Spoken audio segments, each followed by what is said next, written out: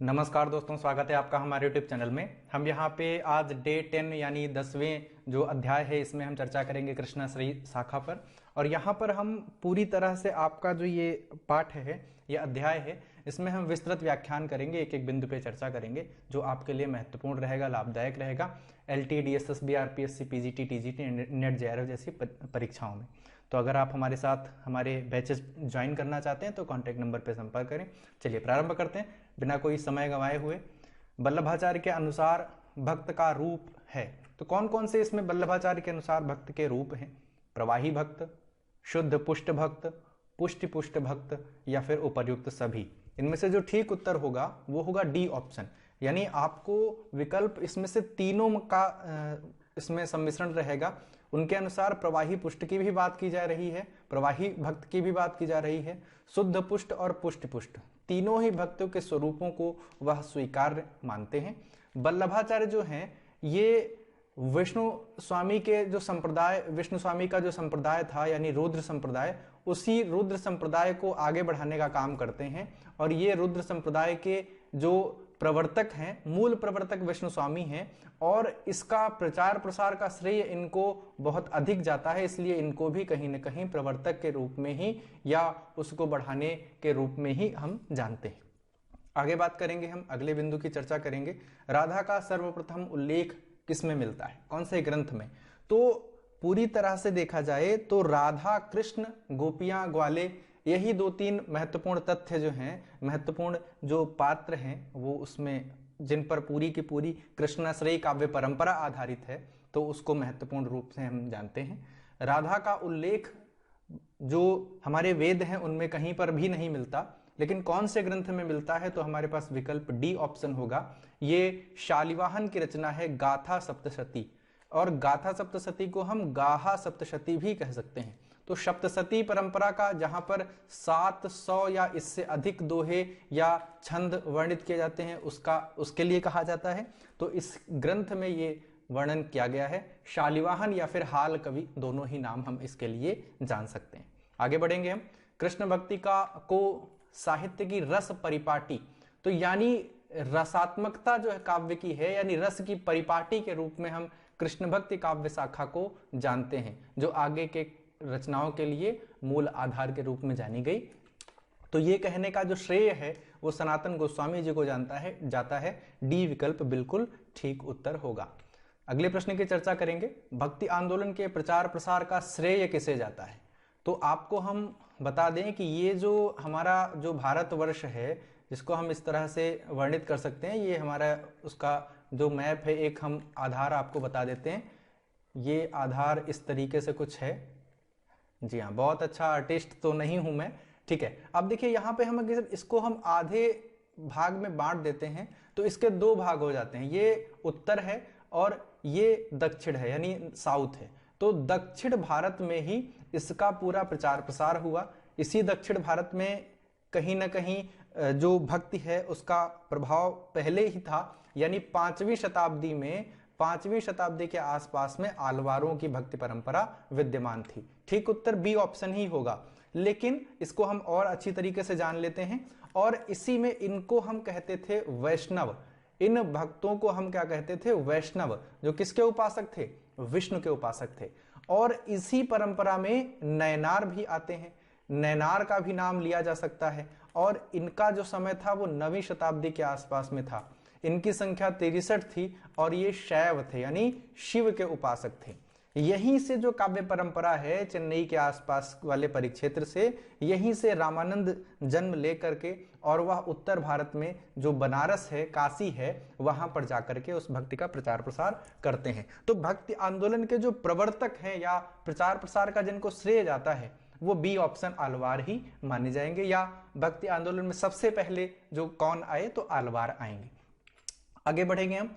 चैतन्य ने किस दर्शन का प्रतिपादन किया? तो उनकी दार्शनिक विचारधारा जो है वो बिल्कुल ठीक उत्तर होगा ए ऑप्शन। ए ऑप्शन में हम विकल्प चुनाव करेंगे अचिंत्य भेदा भेदवाद दर्शन, ठीक है, अचिंत्य भेदा भेदवाद दर्शन। आगे बढ़ेंगे हम। 6 नंबर प्रश्न की चर्चा करेंगे। महाराष्ट्र में भक्ति आंदोलन के जनक कौन है? तो महाराष्ट्र में देखिए रामानुजाचार्य दक्षिण भारत के हैं, ठीक है, मध्वाचार्य और निम्बार्काचार्य का भी नाम यहां पर नहीं आएगा। विकल्प जो बिल्कुल ठीक होगा वो ज्ञानदेव का आएगा। और जो संत काव्य परंपरा है, उस संत काव्य परंपरा के अगुआ या सबसे बड़े या प्रथम रूप में जो नाम आता है वो महाराष्ट्र का ही नाम आता है। यहीं पर जिस प्रकार की प्रथा या जिस प्रकार की भक्ति पद्धति व्याप्त थी, वो आगे चल करके संत परंपरा में जो हमारी भारत की, उत्तर भारत की जो 4 शाखाएं हैं भक्ति काल की, उसमें संत काव्य परंपरा जो है उसके अंतर्गत आता है। तो बी ऑप्शन बिल्कुल ठीक उत्तर होगा। ऑप्शन भी हमारे पास में बी है।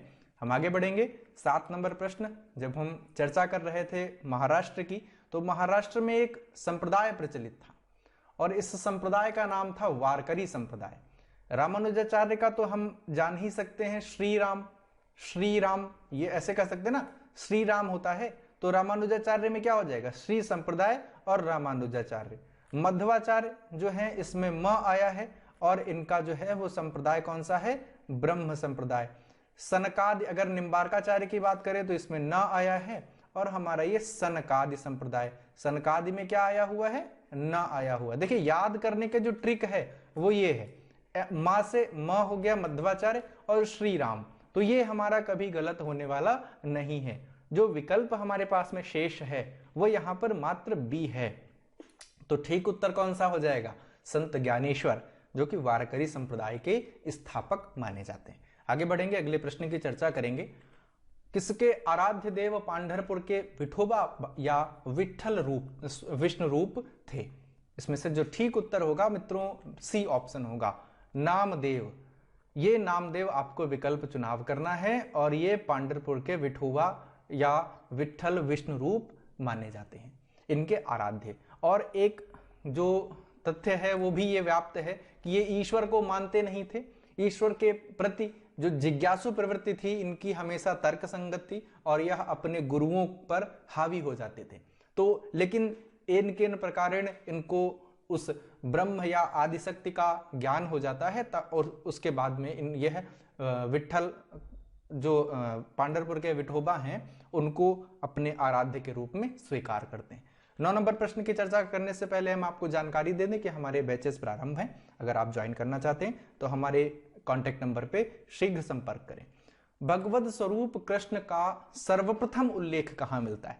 अभी तो हमने राधा की चर्चा की थी और राधा की बात हमने जब की तो राधा को हमने जाना कि गाथा सप्तशती में नाम उनका आता है। गाथा सप्तशती, ये सारे महत्वपूर्ण तथ्य हैं, ये आपको ध्यान रखने हैं। इसमें से भी बिल्कुल ठीक उत्तर कौन सा होगा? तो इसमें से उत्तर जो होगा वो श्वेता श्वेतरोपनिषद माना जाएगा। ऋग्वेद में भी इनकी चर्चा की गई है, लेकिन ऋग्वेद में कृष्ण को कृष्ण न कह करके इनको राक्षस के रूप में दर्शाया गया है और बहुत ही सीमित शब्दों में इनका स्वरूप उल्लिखित है। आगे बढ़ेंगे, हम 10 नंबर प्रश्न की चर्चा करेंगे।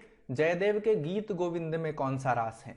तो गीत गोविंद जो है वो विद्यापति की पदावली का उपजीव्य माना जाता है, यानी विद्यापति की पदावली के लिए आधार ग्रंथ गीत गोविंद जयदेव का माना जाता है। और यहीं पर राधा और कृष्ण के प्रेमी स्वरूप का भी वर्णन किया गया, युगल के रूप में माना गया, तो यह भी महत्वपूर्ण तथ्य है। और जो रास रचैया है, वो रास रचाने वाली जो बात है वो कहीं ना कहीं संबंधित किससे है? आपको तरीका ध्यान देना है कि किससे, कैसे हम प्रश्न को याद करने के अलावा याद बनाए भी रख सकते हैं। तो बिल्कुल ठीक बसंत रास होगा, बी विकल्प आपका सही उत्तर रहेगा। आगे बढ़ेंगे हम। गाथा सप्तशती, मैं कई बार इसकी चर्चा कर चुका हूं, गाथा सप्तशती, और इसको हम गाहा भी कह लेते हैं, तो इसमें कोई समस्या नहीं होगी। इसके प्रश्न के विकल्प हम आपको पहले ही बता चुके हैं। शालिवाहन माने गए और शालिवाहन को हम हाल कवि भी कहते हैं, यह आपको ध्यान में रखना है। हो सकता है मेरी प्रश्नोत्तरी में कहीं ना कहीं ये वर्णित हो। पहली शताब्दी के आसपास में ग्रंथ लिखा गया और इसमें 700 छंदों का वर्णन किया गया। आगे बढ़ेंगे हम। उज्ज्वल नीलमणि नामक भक्ति पर भावना के शास्त्रीय ग्रंथ की रचना किसने की? अब यहां पर जो तथ्य जुड़ा हुआ है वो शास्त्रीय ग्रंथ जुड़ा हुआ है, ये आपको ध्यान में रखना है, ठीक है। अब ये आपको बताना है बिल्कुल ठीक उत्तर इनमें कौन सा होगा, बी ऑप्शन होगा, रूप गोस्वामी। उज्ज्वल नीलमणि नामक जो ग्रंथ है ये भक्ति भावना पर आधारित है और शास्त्रीय पद्धति में लिखा गया। ये दोनों ही तथ्य महत्वपूर्ण हो जाते हैं। अगर ये भी पूछ सकता है कि किस प्रकार का ग्रंथ है, वहां पर हम ये बता सकते हैं। 13 नंबर प्रश्न की चर्चा करेंगे। अब यहां पर हमें यह ध्यान देना है कि कितने संप्रदाय श्री कृष्ण की काव्य परंपरा पर आधारित थे, यानी श्री कृष्ण का आधार लेकर बने, और सभी में भक्ति के लिए अलग अलग स्वरूप को धारण किया गया। तो यह महत्वपूर्ण तथ्य हो जाएगा कि किसमें कौन से स्वरूप को वर्णित किया गया। अब इसमें श्री कृष्ण को रस और राधा को रति के रूप में वर्णित किया गया, यानी यहां पर इनके मांसल प्रेम का वर्णन और आत्मिक प्रेम का वर्णन दोनों ही किया गया। यहां पर जो रस कृष्ण और राधा हैं मात्र भक्ति के स्वरूप में नहीं देखे जाएंगे, यहां पर उनके प्रति हमें श्रृंगारी भावना का भी प्रभाव उल्लिखित दृष्टिगोचर होगा। इसलिए बिल्कुल ठीक उत्तर जो होगा हमारा डी ऑप्शन होगा। वैष्णव सहजीय संप्रदाय में श्री कृष्ण को रस और राधा को रति के रूप में स्वीकार किया गया। अगले प्रश्न पे हम चर्चा करते हैं। तो मात्र प्रश्नावली नहीं है, यहां पर हम विस्तृत व्याख्यान दे रहे हैं, इसलिए ये प्रश्नोत्तरी आपके लिए बहुत उपयोगी है। ब्रजेंद्र कुमार यानी ब्रज के कुमार, इस रूप में श्री कृष्ण की उपासना किसके द्वारा, किस संप्रदाय के द्वारा की गई। अब आपको बताना है इनमें से बिल्कुल ठीक उत्तर ए ऑप्शन, यानी चैतन्य संप्रदाय में ब्रजेंद्र कुमार के रूप में श्री कृष्ण की जो उपासना है वो उपासना पद्धति के रूप में स्वीकार्य है। अब हम बात करेंगे निम्बार्क संप्रदाय। तो निम्बार्काचार्य की भी चर्चा कर लेते हैं, बहुत महत्वपूर्ण है इनका नाम, और इनसे जुड़े हुए प्रश्न कहीं ना कहीं हमारी प्रश्नोत्तरी में बनते अवश्य हैं। इसमें इनको किसका अवतार माना गया, तो सुदर्शन चक्र का अवतार माना गया, यह आपको ध्यान में रखना है। बी ऑप्शन बिल्कुल ठीक उत्तर रहेगा। आगे बढ़ेंगे हम। श्री कृष्ण किस संप्रदाय में मंदिरों में राधा कृष्ण की दोनों की मूर्तियां नहीं होती, ये मूर्तियां यहां पर नहीं है, अपितु कृष्ण के विग्रह पास में स्वर्ण पत्र पर श्री राधा लिखा होता है, स्वर्ण पत्र पर श्री राधा लिखा होता है, ये आपको बताना है। और बिल्कुल ठीक उत्तर मित्रों होगा सी ऑप्शन, यानी राधा वल्लभ संप्रदाय जो है वहां पर स्वर्ण कृष्ण के विग्रह पास में स्वर्ण पत्र पर श्री राधा उल्लिखित होता है। आगे बढ़ेंगे हम।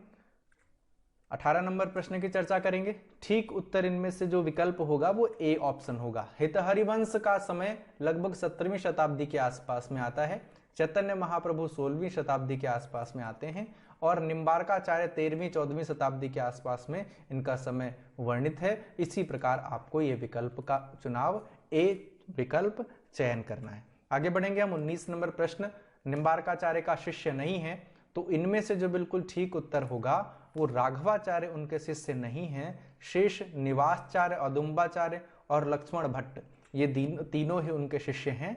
विकल्प जो ठीक होगा वो सी होगा, शिष्यों के नाम ए, बी और डी होंगे। आगे बढ़ेंगे हम। आपको हम जानकारी दे रहे हैं हमारे बैचेस बहुत शीघ्र प्रारंभ होने वाले हैं, अगर आप ज्वाइन करना चाहते हैं तो हमें संपर्क करें हमारे कॉन्टैक्ट नंबर पे। 20 नंबर, निम्बार्क संप्रदाय में निम्न में से कौन सा नाम नहीं है, सनकादि, कुमार, हंस और हरि। तो यहां पे हरि संप्रदाय जैसा कुछ नहीं है, ये नहीं होगा, लेकिन इसको हम सनकादि, कुमार और हंस संप्रदाय तीनों ही नाम से जानते हैं, ये आपको ध्यान में रखना है। बिल्कुल ठीक उत्तर डी ऑप्शन होगा, यानी विकल्प जो कि आपके सामने दिया हुआ है। 22 नंबर प्रश्न की चर्चा करते हैं। भेदाभेदवाद किस संप्रदाय को कहा जाता है। अभी हम अचिंत्य भेदाभेदवाद की चर्चा कर आए हैं, और नाम हमने किसका लिया था, चैतन्य संप्रदाय यानी चैतन्य महाप्रभु का, लेकिन यहां पर भेदाभेदवाद है, और 3 नाम हमने पहले ही वर्णित कर लिए इसके पूर्व वाले प्रश्न में, और चौथा नाम है डी ऑप्शन, निम्बार्क संप्रदाय का भेदाभेदवाद। ध्यान रखना है, बहुत महत्वपूर्ण जानकारी हम आपको उपलब्ध करा रहे हैं। प्रश्न यहां से बनने की संभावनाएं जो हैं वो प्रबल हैं। तो निम्बार्क संप्रदाय का एक और नाम कौन सा हो जाएगा, भेदाभेदवाद। और इसके पहले हम सनकादि, कुमार और हंस तीनों ही बता चुके हैं। युगल शतक बहुत महत्वपूर्ण रचना है, और मित्रों रचना है श्री भट्ट की। युगल शतक श्री भट्ट की महत्वपूर्ण रचना जानी जाती है। सी ऑप्शन बिल्कुल ठीक उत्तर रहेगा। आगे बढ़ेंगे हम। 24 नंबर प्रश्न की चर्चा करेंगे। निम्न में से निम्बार्क की रचना नहीं है, तो इसमें से वेदांत पारिजात सौरभ उनकी रचना है, प्रपन्न कल्प पल्लवी और श्री कृष्ण स्तवराज, ये तीनों ही रचनाएं जो हैं वो निम्बार्काचार्य की हैं, निम्बार्काचार्य की हैं या नियमानंद की हैं, दोनों ही कह सकते हैं। निम्बार्काचार्य को हम नियमानंद के नाम से भी जाना जाता है। बिल्कुल ठीक उत्तर बी ऑप्शन होगा, महावाणी उनकी रचना नहीं है। 25 नंबर प्रश्न की चर्चा कर लेते हैं। निम्बार्काचार्य, अभी थोड़ी ही देर पहले हमने आपको बताया इनका पूर्व नाम क्या था, नियमानंद था। और इनको नीम पर सूर्य का दर्शन कराने वाला, यानी इनके जो अतिथि के रूप में थे वो श्री ब्राजी हैं। श्री ब्राजी इनके यहाँ अतिथि के रूप में आते हैं और भोर के समय में नीम पर सूर्य का दर्शन कराने वाले के रूप में इनको जाना गया। और इन्हीं ने, श्री ब्राजी ने, उनके इस कर्तव्य को देखकर, इनके इस कार्य को देखकर, उनके सेवा सत्कार से प्रसन्न होकर उनका नाम नियमानंद से निम्बार्काचार्य कर दिया। आगे बढ़ेंगे हम, अगले प्रश्न की चर्चा करेंगे। वल्लभाचार्य किसके समकालीन हैं? तो हमको इतिहास के इस परिप्रेक्ष्य को भी ध्यान में रखना होगा कि वो किसके समकालीन हैं। तो मित्रों 14वीं शताब्दी के आसपास में नाम आता है और सिकंदर लोदी के समकालीन हैं, ये ध्यान में रखना है। आगे बढ़ेंगे हम, इसके जो बाद के जो उनके शिष्य हैं वो अकबर के समकालीन हैं, ये आपको ध्यान में रखना है, ठीक है। हुमायूं के समकालीन नहीं, अकबर के समकालीन हैं। इसके बाद में हम आगे बढ़ेंगे, ए ऑप्शन बिल्कुल ठीक होगा। वल्लभ संप्रदाय में श्री कृष्ण के किस रूप की प्रधानता है? पूर्व में हम कई बिंदुओं पर चर्चा कर चुके हैं। उनके रस और रति के स्वरूप को लिखित किया गया। श्री कृष्ण के विग्रह पास में स्वर्ण पत्र पर श्री राधा लिखा जाता था। यहां पर हम चर्चा करेंगे कि जो वल्लभ संप्रदाय है, जिस संप्रदाय के माध्यम से श्री कृष्ण काव्य परंपरा का प्रारंभ होता है, तो वहां पर जो नाम आएगा मित्रों ए ऑप्शन आएगा। इसमें पूर्ण पुरुषोत्तम परम ब्रह्म के रूप में श्री कृष्ण को उल्लिखित किया गया। और मित्रों यही आप यह भी जान लीजिए, श्री कृष्ण को 16 कलाओं का ज्ञाता कहा जाता है। श्री कृष्ण को 16 कलाओं का ज्ञाता कहा जाता है और पूर्ण ब्रह्म के रूप में स्वीकार किया जाता है। पूर्ण ब्रह्म। वहीं पर श्री राम जो हैं वह मात्र 15 कलाओं के ज्ञाता हैं और अर्ध ब्रह्म के रूप में स्वीकार किए जाते हैं। ये आपको ध्यान में रखना है, ठीक है। बिल्कुल ठीक उत्तर ए ऑप्शन हो जाएगा। हम बात करेंगे 28 नंबर प्रश्न की। अब यहां हम देख लेते हैं कि सूरदास की भक्ति पद्धति का मेरुदंड पुष्टि मार्ग ही है। तो ये पुष्टि है क्या? ऐसी भक्ति परंपरा का मार्ग जहां पर पुष्टि यानी अनुग्रह को भक्ति का आधार स्वीकार किया जाता है। तो पुष्टि, सूरदास की भक्ति भावना का मेरुदंड क्या है? पुष्टि मार्ग है। और ये कहने वाले जो हैं वो डी ऑप्शन बिल्कुल ठीक होगा, शुक्ल जी। और हम पुष्टि मार्ग की चर्चा कर लेते हैं। पोषणम तद अनुग्रह। और इस मार्ग के प्रवर्तक कौन है?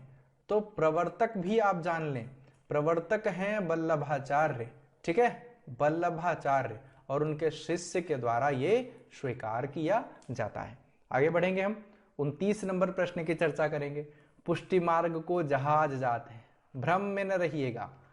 ये विकल्प देखिए, प्रवर्तक मैंने कहा, प्रवर्तक कौन है? प्रवर्तक है वल्लभाचार्य।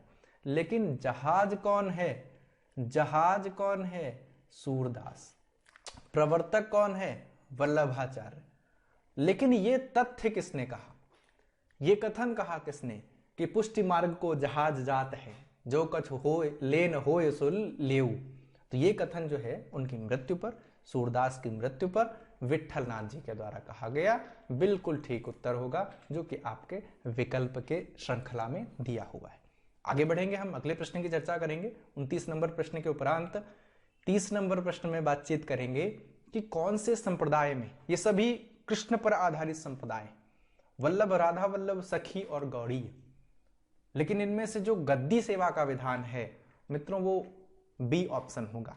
राधा वल्लभ संप्रदाय में गद्दी सेवा का विधान है। आगे बढ़ेंगे हम, अगले प्रश्न की चर्चा करेंगे। अगला प्रश्न हमारे पास में 31 नंबर है। श्री भागवत पुराण में किसका उल्लेख नहीं है? तो भागवत पुराण में जो उल्लेख है वो किसका है और किसका नहीं है? तो मित्रों ये जो राधा जी का नाम आता है, तो राधा रानी की चर्चा इसमें नहीं है। ठीक 3 और महत्वपूर्ण तथ्य, गोपी ग्वाले और श्री कृष्ण का उल्लेख इसके अंतर्गत है, ये आपको ध्यान में रखना। और इनका उल्लेख कहां पे है? श्री कृष्ण, श्री राधा रानी का, वो आपको मैं बता चुका हूं गाथा सप्तशती या गाहा सप्तशती। 32 नंबर प्रश्न, साकार ब्रह्मवाद इस नाम से किस सिद्धांत को जाना जाता है? साकार ब्रह्मवाद। तो देखिए, साकार अगर आ गया है तो यहां पर हमें तो ये ध्यान देना है कि जो ईश्वर का साकार स्वरूप है वो ही यहां पे वर्णित है। अद्वैतवाद तो नहीं होगा। इसके जो अगुआ हैं वो शंकराचार्य जी हैं। शंकराचार्य एकोन ब्रह्म द्वितीयो नास्ति ब्रह्मम सत्यम जगत मिथ्या। तो यहां पर तो नहीं होगा, ये तो बिल्कुल ठीक है, ये बिल्कुल गलत होगा। ठीक है, शुद्धाद्वैतवाद और विशिष्टाद्वैतवाद, तो इसमें से जो बिल्कुल ठीक उत्तर होगा वो बी ऑप्शन होगा। शुद्धाद्वैतवाद में को साकार ब्रह्मवाद के रूप में भी जाना जाता है। आगे बढ़ेंगे, हम अगले प्रश्न की चर्चा करेंगे। 33 नंबर, ब्रह्म संबंध किसे कहा जाता है? इस नाम से आपको एक तो बात समझ में आ रही होगी कि यानी ब्रह्म के साथ तादात्म्य स्थापित करना, ब्रह्म से एकाकार स्थापित करना। जब ये कथन आ जाएगा तो ये तो नहीं होगा, अहम ब्रह्मास्मि नहीं होगा। अगर ये नहीं होगा तो ये भी नहीं होगा। विकल्प हमारे पास में शेष हैं दो, एक तो पुष्टि मार्ग में औपचारिक दीक्षा और ब्रह्म की प्राप्ति। तो ब्रह्म की प्राप्ति भी नहीं होगा, ठीक उत्तर ये ऑप्शन होगा। यानी पुष्टि मार्ग में जो औपचारिक दीक्षा दी जाती है उसी में ईश्वर के द्वारा अनुग्रह प्राप्त को पूर्ण रूप से ईश्वर की प्राप्ति माना जाता है, उनका अनुग्रह प्राप्त करने को माना जाता है, तो उसको ही हम ब्रह्म संबंध भी कहते हैं। आगे बढ़ेंगे, 34 नंबर प्रश्न, शुद्धाद्वैतवाद, इसकी चर्चा हम कर चुके हैं।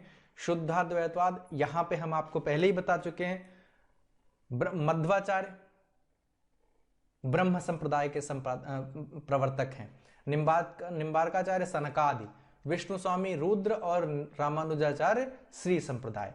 जो बिल्कुल ठीक उत्तर होगा वो डी ऑप्शन होगा, यानी रुद्र संप्रदाय के जो प्रवर्तक विष्णु स्वामी हैं उन्हीं का दर्शन जो है वो क्या कहलाता है? वो शुद्धाद्वैतवाद कहलाता है। और रामानुजाचार्य का विशिष्टाद्वैतवाद।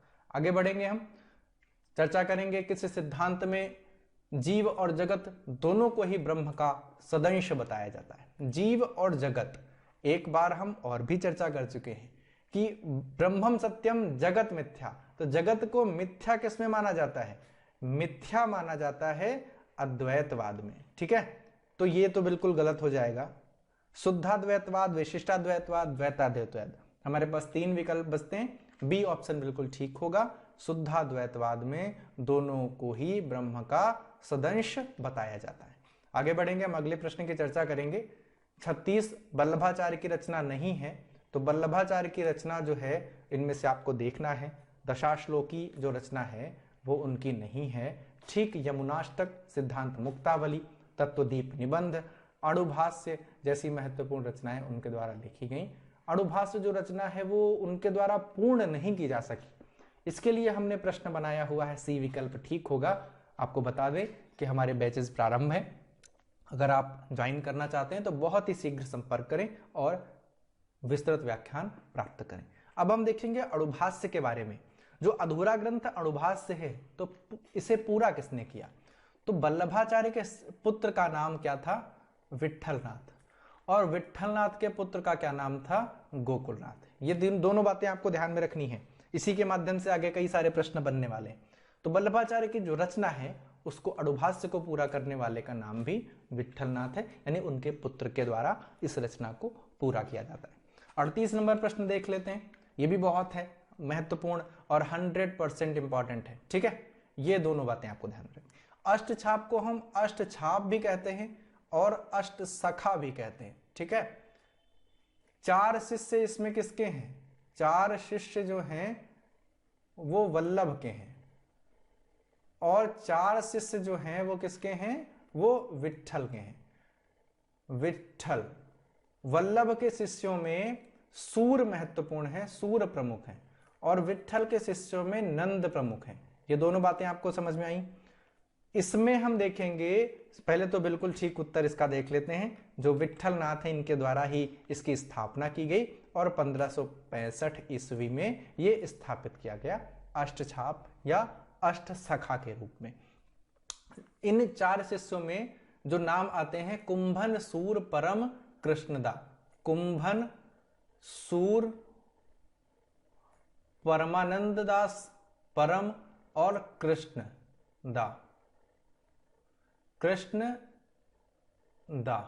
दूसरे इनके 4 शिष्यों में गोविंद छीत चतुर्भुज नंदा, गोविंद छीत चतुर्भुज और नंदा। जो ट्रिक होती है वो क्या होती है, इसी तरीके की ट्रिक होती है जो याद करने में आपको सहजता प्रदान करती है। ठीक है, अब आपको कभी नहीं गलत होगा। 4 शिष्य किसके हैं, ये नीचे वाले विट्ठल नाथ के। वल्लभ के कौन से हैं, कुंभन सूर परम कृष्णदा, और विट्ठल के हैं गोविंद छीत चतुर्भुज नंदा।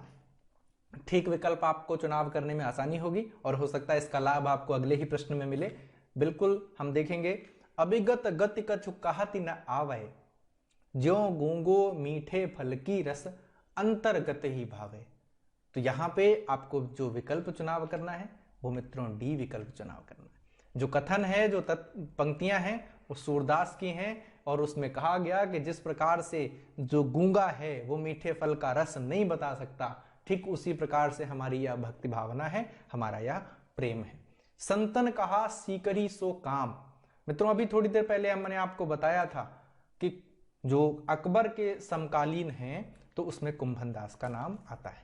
तो जो कुंभन दास हैं, बिल्कुल ठीक उत्तर जो होगा वो इन्हीं की पंक्ति है कि उन्होंने कहा कि संतों को सीकरी से क्या काम, आने जाने में पनैया जो खड़ाऊ है, जो पैर की चप्पल है वो टूट जाती है, और नाम जो है हरि का थकावट में बिसर जाता है।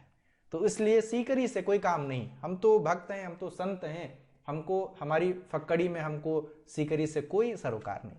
अष्टछाप में कौन सा कवि का जन्म सबसे पहले हुआ, यानी कौन सा कवि सबसे ज्येष्ठ था, तो नाम जो मैंने लिया, मैंने आपको समझाया कि कुंभन सूर परम कृष्णदा, गोविंद छीत चतुर्भुज नंदा, ये पूरी 8 परंपरा में ये इनके जन्मक्रम के आधार पर भी अनुक्रम है। तो इसलिए ये कोई समस्या वाली बात नहीं है। अगर 8 कवियों का जन्मक्रम बताने की आवश्यकता पड़े तो कभी भी बता सकते हैं कि कुंभन सूर परम कृष्णदा, गोविंद छीत चतुर्भुज नंदा। बार बार हम ये रिपीट कर रहे हैं, उत्तर मिल गया हमें कुंभन दास। ठीक है, तो कुंभन सबसे बड़े हैं और कृष्णदा, गोविंद छीत चतुर्भुज नंदा, तो नंददास कौन हो जाएंगे, सबसे छोटे हो जाएंगे और विट्ठल के शिष्यों में श्रेष्ठ हैं। आगे बात करेंगे हम 42 नंबर प्रश्न। वही प्रश्न घूम करके आ जाता है, विट्ठल के शिष्य परंपरा में कौन सा नहीं है, तो कृष्णदास जो है वो वल्लभ की शिष्य परंपरा में है। 43 नंबर प्रश्न के चर्चा करते हैं। सूरदास ही ब्रजभाषा के कवि हैं और लीला गान का महान समुद्र सूरसागर ही उनका प्रथम काव्य है। ये जो कथन कहा गया वो ए ऑप्शन है, हजारी प्रसाद द्विवेदी जी के द्वारा कहा गया कि सूर ब्रजभाषा के कवि हैं, लीला गान का महान समुद्र हैं और सूरसागर उनका प्रथम काव्य। 3 तथ्य हमें निकल करके आते हैं। सूर वास्तव में जन्मांध नहीं थे, क्योंकि श्रृंगार तथा रूप रंगादि का जो वर्णन उन्होंने किया वैसा कोई जन्मांध कर ही नहीं सकता, तो उनको जन्मांध स्वीकार ही नहीं करते। तो ऐसे कौन है, हमारे सी विकल्प में श्याम सुंदर दास जी उनको जन्मांध नहीं मानते। लेकिन ये अभी भी सत्य नहीं हो पाया, सिद्ध नहीं हो पाया कि वो जन्मांध थे अथवा नहीं थे, क्योंकि जैसा वर्णन उन्होंने किया तो श्याम सुंदर दास जी का कहना बिल्कुल ठीक है कि ऐसा कोई कभी न देखा वाला व्यक्ति कर ही नहीं सकता, क्योंकि उनकी जो छवि है उसके लिए उनसे एकाकार करना नितांत आवश्यक है। आगे बढ़ेंगे 45 नंबर प्रश्न। जितने भी कथनों पे मित्रों हम चर्चा करेंगे, आप अलग से हमसे कोई वीडियो न कहें बनाने के लिए, क्योंकि ये पर्याप्त है। जो प्रश्नोत्तरी हम यहाँ पे आपके समक्ष प्रस्तुत कर रहे हैं, ये मात्र प्रश्नोत्तरी ना समझिए, इसको मानिए कि ये आपके लिए एक बूस्टर है जो आपके ज्ञान का प्रसार ही करेगा। ये कथन सारे महत्वपूर्ण हैं, इन सब को आप कंठस्थ करें। अगर पीडीएफ की आवश्यकता लगे तो हमारे संपर्क सूत्र पे संपर्क करें। सूरसागर के कुछ पदों से यह ध्वनि अवश्य निकलती है कि सूरदास को अपने को जन्म का अंधा और कर्म का अभागा कहते हैं, पर सब समय इसके अक्षरार्थ को प्रधान नहीं मानना चाहिए। मतलब वो जब कहते हैं कि वो जन्म के अंधे हैं और कर्म के अभागे हैं, तो कर्म के अभागे तो इस बारे में तो नहीं बात करनी। जो तथ्य महत्वपूर्ण है वो ये है, क्योंकि कर्म से अभागा, यहाँ पे संत काव्य परंपरा में कर्म जो उनका है वो सबसे उच्च कोटि का है, तो अभागा तो नहीं कह सकते। लेकिन जन्म के अंधे की जो चर्चा की जा रही है वो महत्वपूर्ण है। आपको विकल्प चुनाव करना है इनमें से, ठीक उत्तर के रूप में डी ऑप्शन। हजारी प्रसाद द्विवेदी ने यह कथन कहा है। 46 नंबर प्रश्न की चर्चा करेंगे। सूरदास जब अपने प्रिय विषय का वर्णन शुरू करते हैं तो जो अलंकार शास्त्र है वो हाथ जोड़कर उनके पीछे पीछे दौड़ा करता है। उपमाओं की बाढ़ आ जाती है और रूपकों की वर्षा होने लगती। तो ऐसे हमारे महनीय कवि सूरदास जी हैं, और ये कथन जो कहा गया वो हजारी प्रसाद द्विवेदी जी के द्वारा उनकी प्रशंसा में, उनके काव्य की गुणवत्ता को ध्यान में रखते हुए कहा। 47 नंबर प्रश्न कहता है कि सूरदास का ग्रंथ नहीं है, तो मित्रों साहित्य सीकर जैसा कोई ग्रंथ नहीं है। ठीक है, तो सही उत्तर कौन सा हो जाएगा? बी। लेकिन उनके जो ग्रंथ हैं वो सूरसारावली, साहित्य लहरी और सूरसागर, जिसको हजारी प्रसाद द्विवेदी ने प्रथम काव्य माना। आगे बढ़ेंगे हम। 48, सूरसागर को कृष्णचरित का महाकाव्य किसने कहा? कृष्णचरित का महाकाव्य, और ये कथन जो है ब्रजेश्वर वर्मा जी के द्वारा कहा गया, और वास्तव में कृष्णचरित का महाकाव्य है। कृष्ण के विषय में इतनी प्रशंसा, इतनी उनकी लीलाओं का गान कोई अन्य कवि कर ही नहीं पाया। और कहा भी जाता है आगे चल करके, रामचंद्र शुक्ल ने कहा भी कि बाकी सब जूठन जान पड़ता है। सूरसागर को ध्वनि काव्य कौन कहता है?